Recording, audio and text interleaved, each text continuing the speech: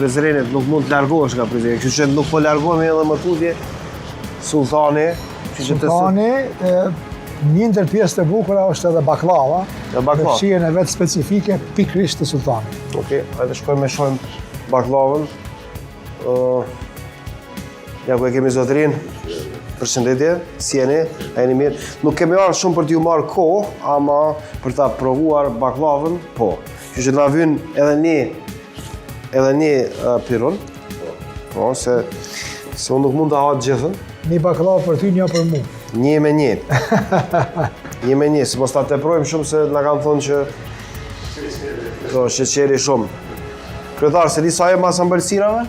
Po, jo shumë, mirë po, kër është mbytje baklava të Sultani, është një simbol i Prizrenit, sepse dallohet për nga kvaliteti edhe originaliteti, prandaj nga njëherë edhe i konsumojnë.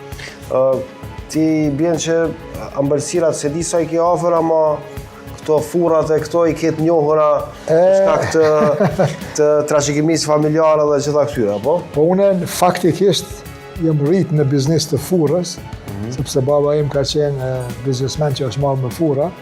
Ti si Hasjan që je. Edhe ajo është pjesë e identitetit tim, edhe konceptit tim, sepse aty edhe kom kuptu sa rëndësishëm është me pas një biznes familjar, i cili siguron të mira për këtë familjen, edhe normal plotëson nevojat të komunitetit qytetarëve.